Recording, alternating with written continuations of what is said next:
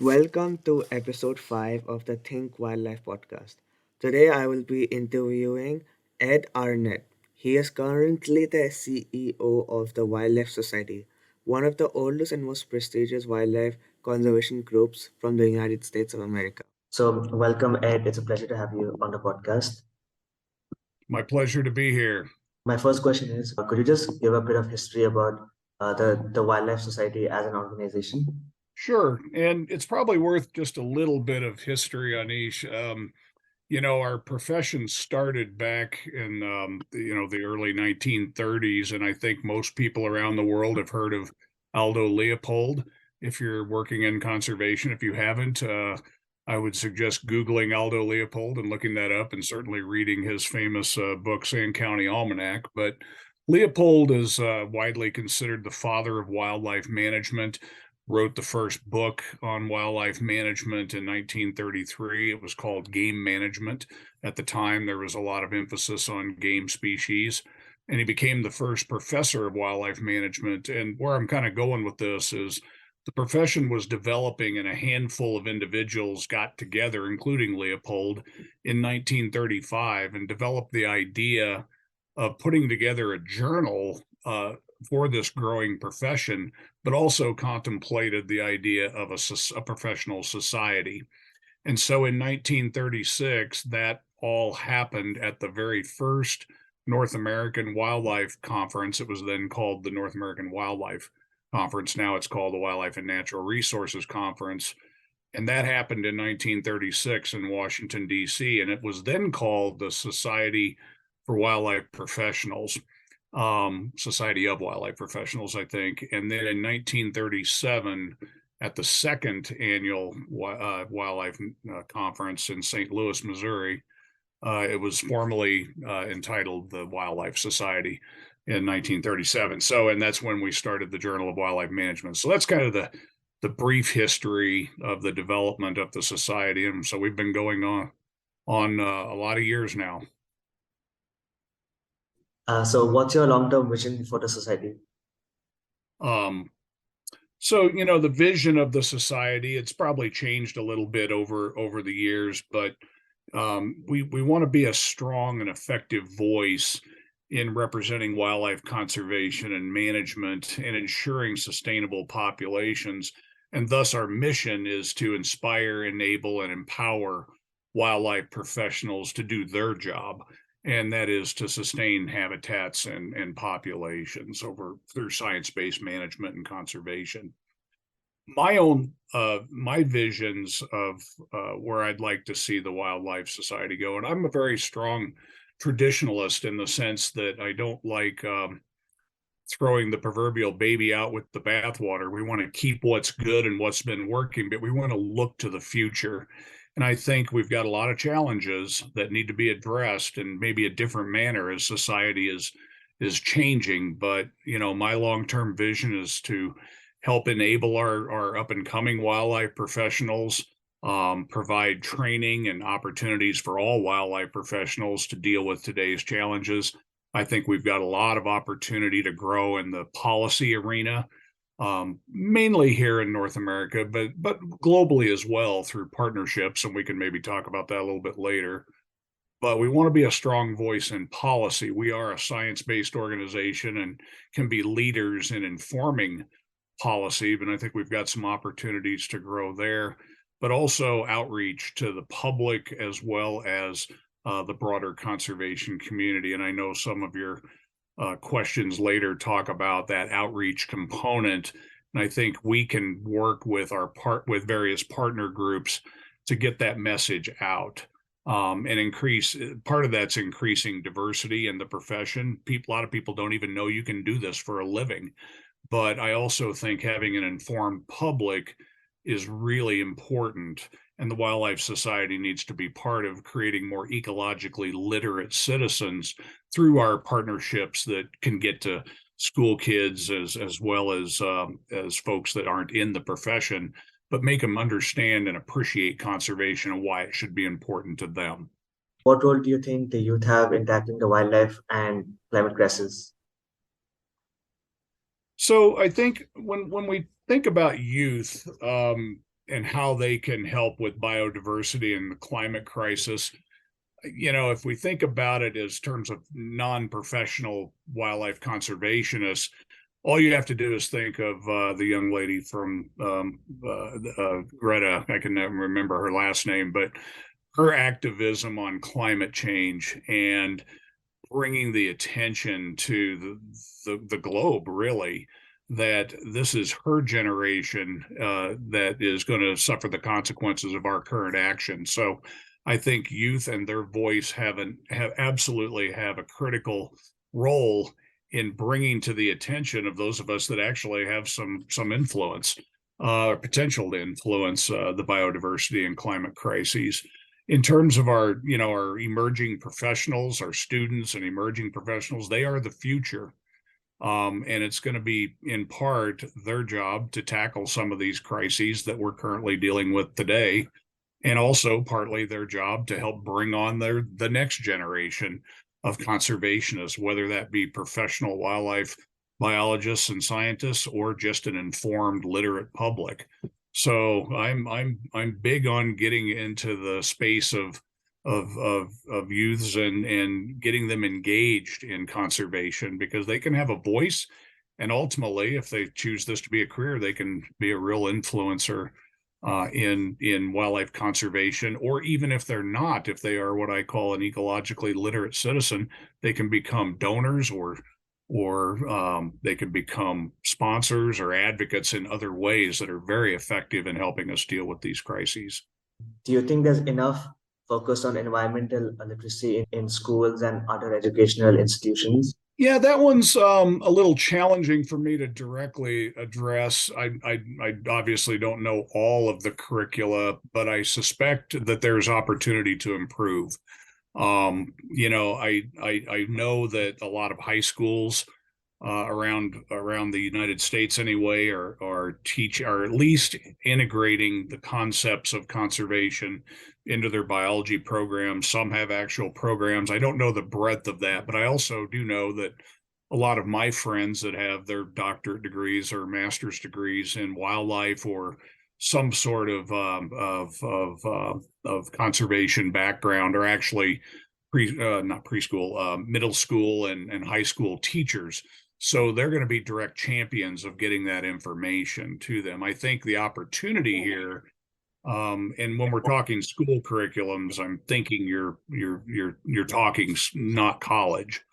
College is a different level. Obviously, there are entire departments and programs centered around wildlife science and conservation. But I think that it all starts with certainly at the middle school and high school levels to get people excited about conservation and interested. And some of those kids will go on to be professional conservationists, and some will just be literate and appreciative of conservation and vote and advocate in different ways.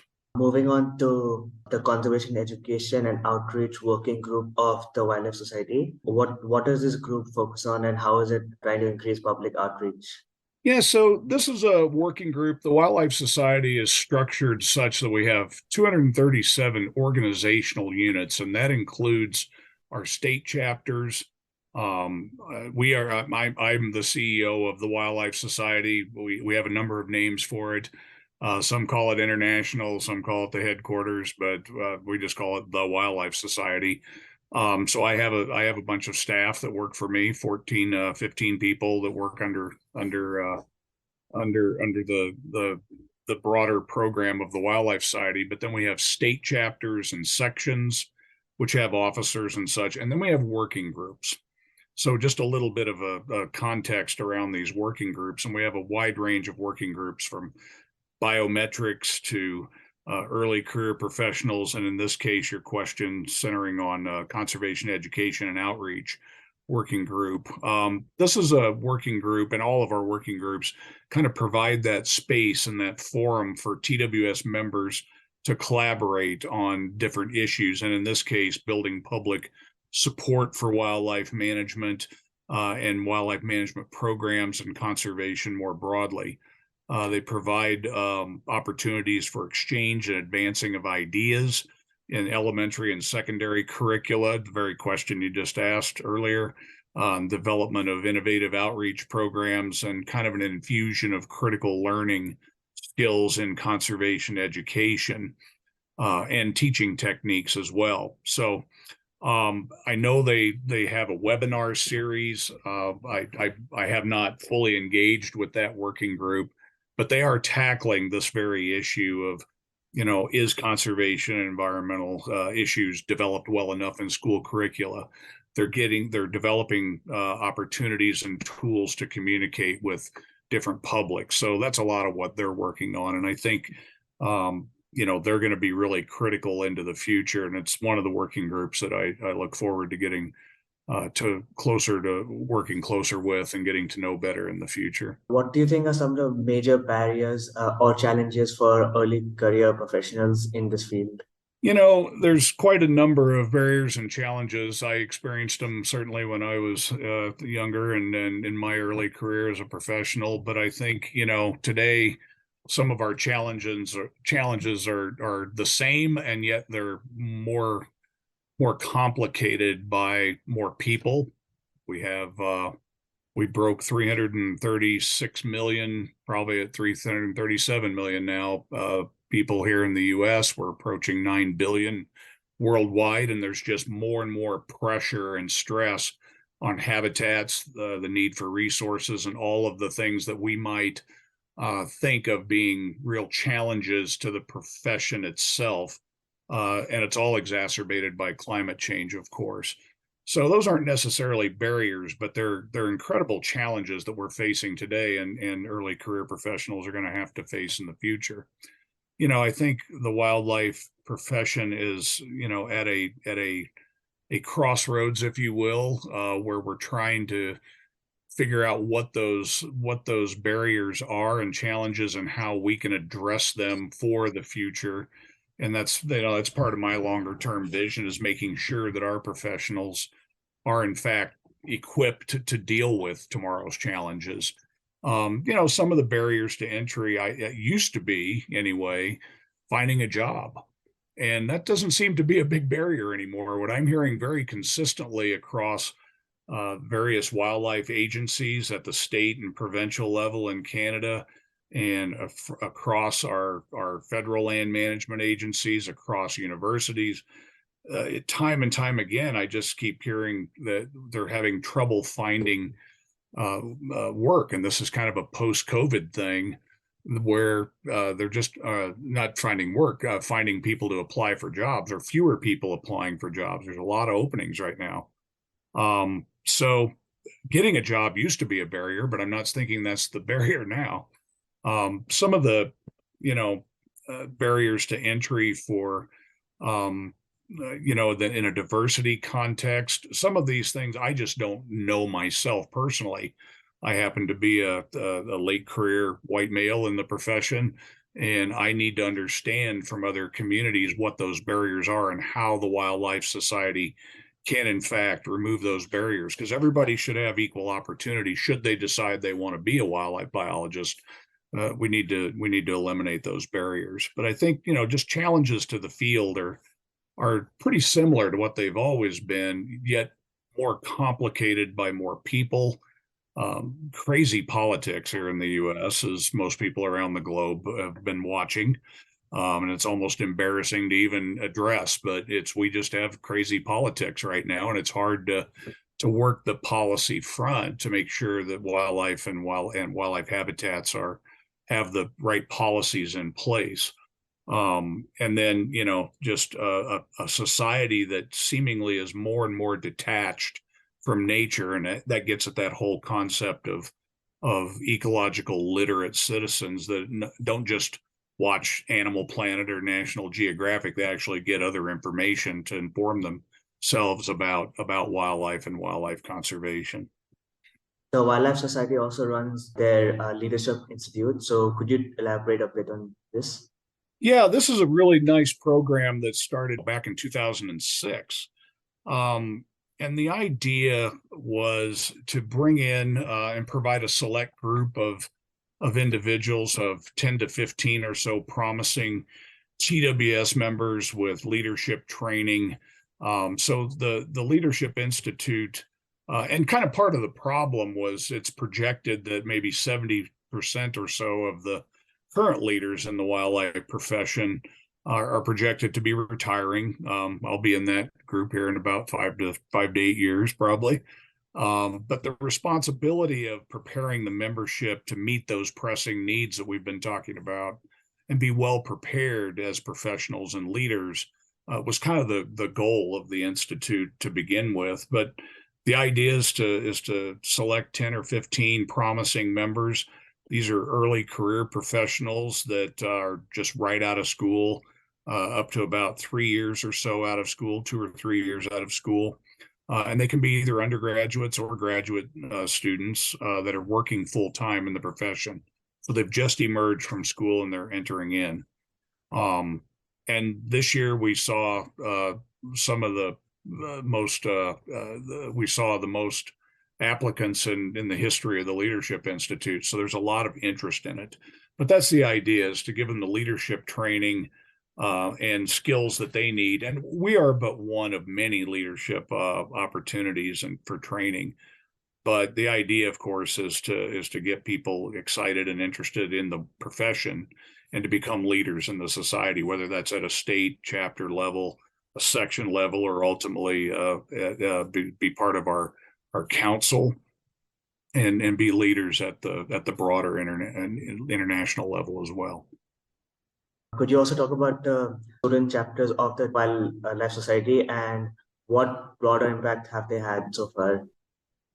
Sure. Students are very critical to the Wildlife Society. We've long had student chapters, and this is something that I personally did not have an opportunity to engage in when I was in school. One of the colleges I went to didn't even have a student chapter at that time. But I had good mentorship through my professors that when I asked, how can I be more successful? I was immediately told to join the Wildlife Society and be active and engaged.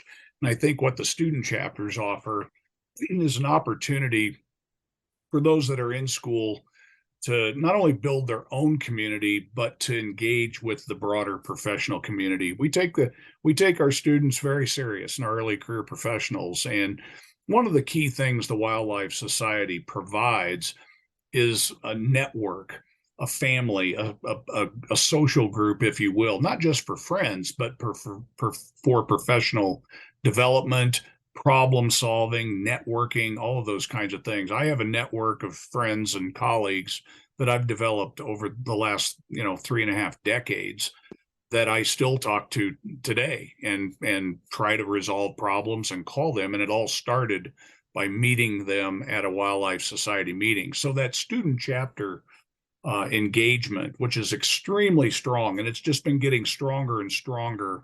I kind of mentioned my own experience that I didn't engage at the student level, but boy, have I watched that increase over my time as in my career and with the Wildlife Society.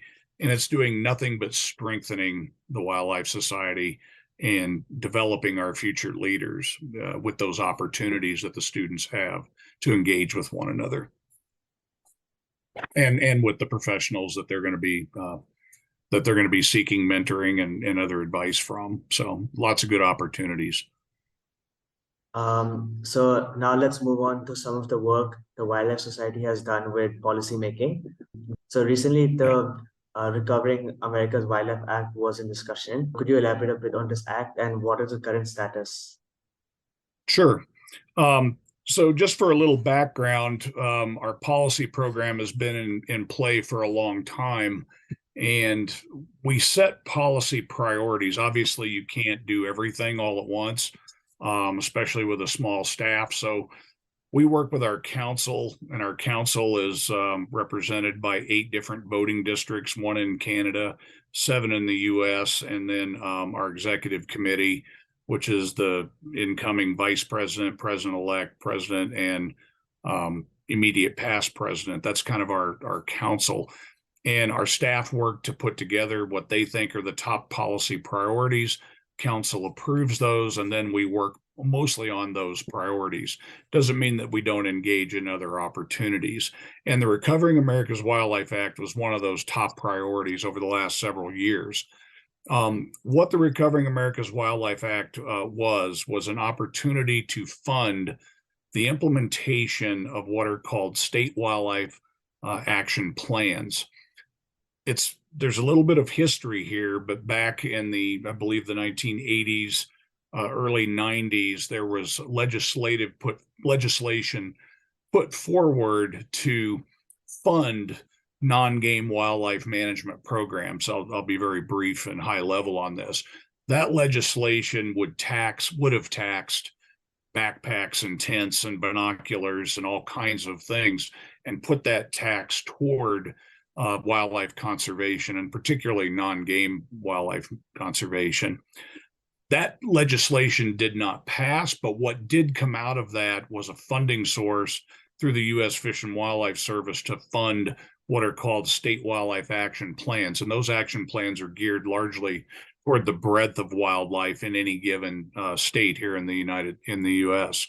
The Recovering America's Wildlife Act was a very specific piece of legislation that originally the way that was going to be paid for was through receipts coming from offshore oil and gas development. That was not a favorable solution when our Congress changed hands back in 2020. So they started looking for different ways to pay for it, and ultimately landed or tried to land on some fees and taxing and such on cryptocurrency. That didn't play out very well with some of the things that changed in the crypto markets, and they're still struggling to figure out how you'll pay for it. In the policy world, we say you got to have a pay for, which means it can't just keep adding to the deficit. We have to be able to cover it somehow. And the original thought was oil and gas receipts. When the Congress changed hands to the Democrats, there were some leaders that didn't want to perpetuate or depend on oil and gas development, given the climate crises and our switch to more renewables. So a little bit in the weeds on the history there, but that's kind of how it all developed. And the reason it basically did not pass as a standalone bill, but what was attempted was to try to put that Recovering America's Wildlife Act as part of a large budget package that was passed. We called it the omnibus package. Our Congress in the United States has to do two things, and two things alone. They have to pass a defense authorization bill to fund the military, and they have to pass a budget to keep the federal government running.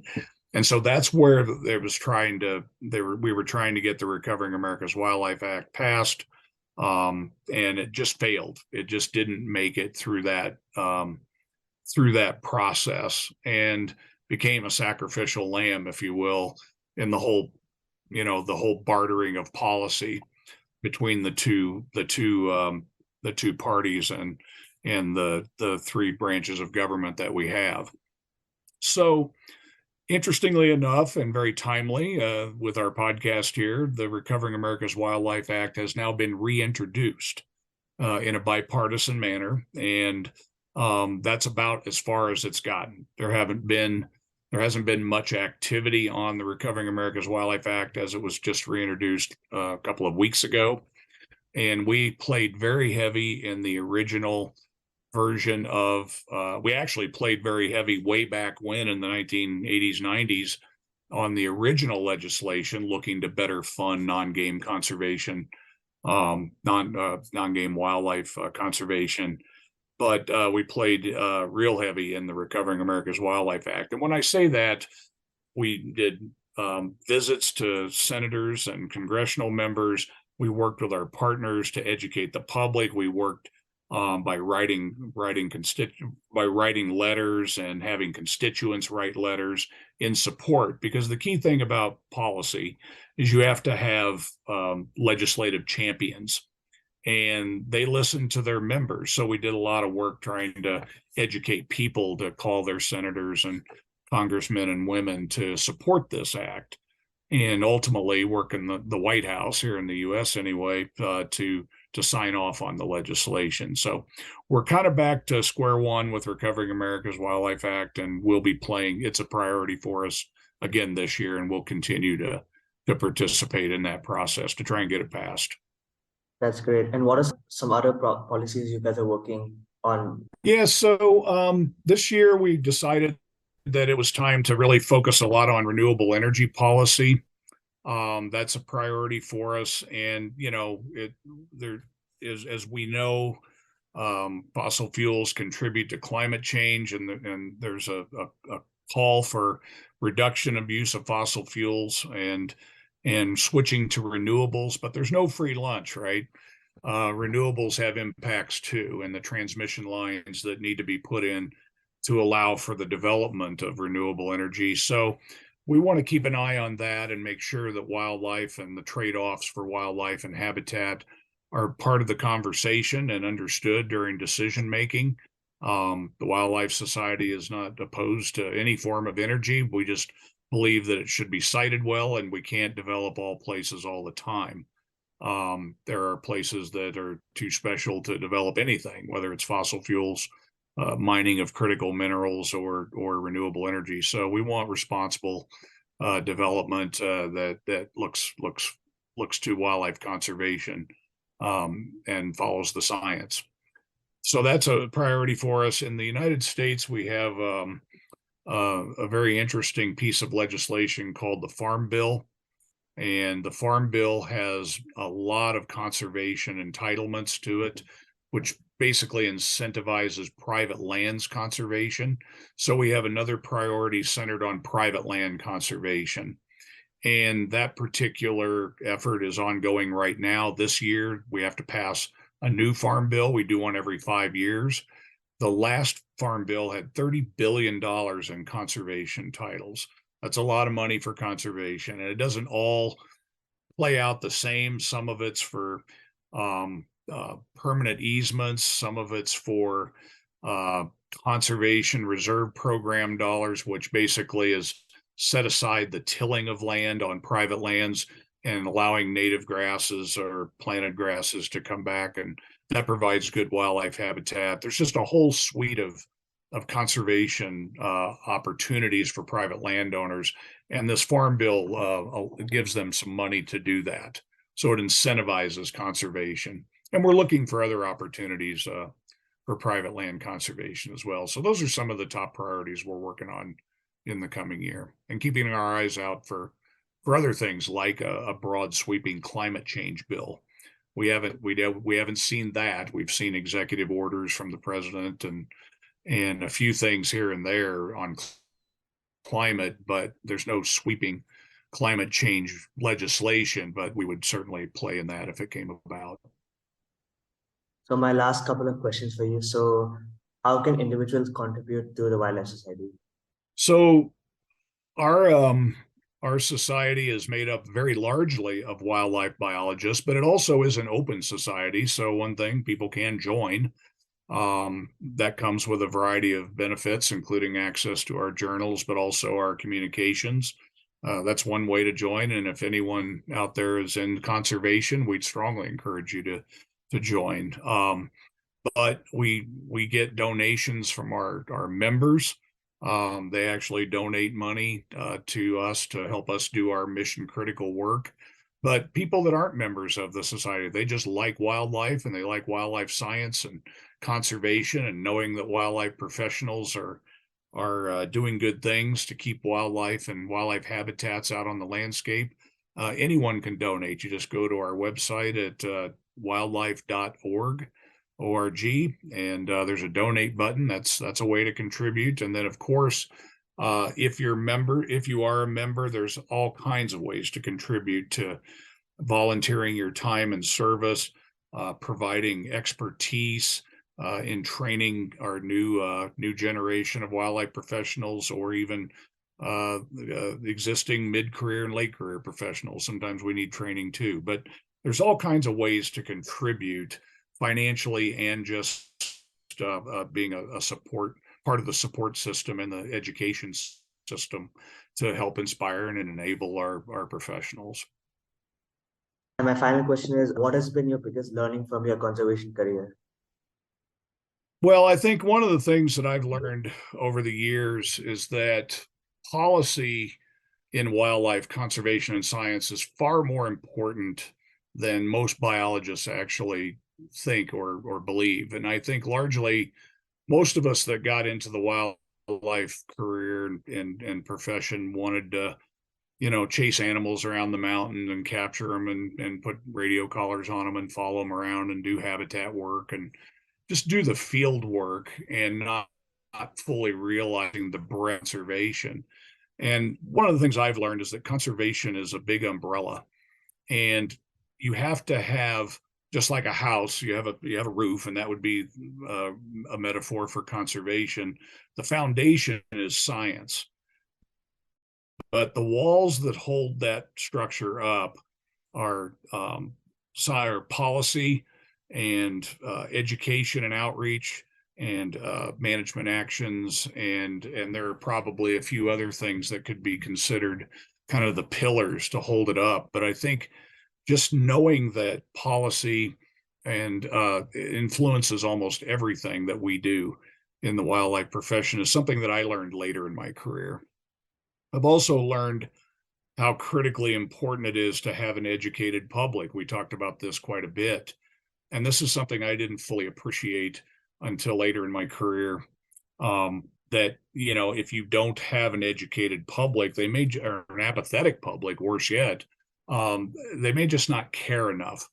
And in a democracy, at least here in the US, where people vote politicians in and out, they better care about conservation. And if they don't, we may not have conservation the way the science suggests it needs to develop, or the way we as professionals feel it needs to develop. So, but I've also learned over my career that we can tackle these challenges.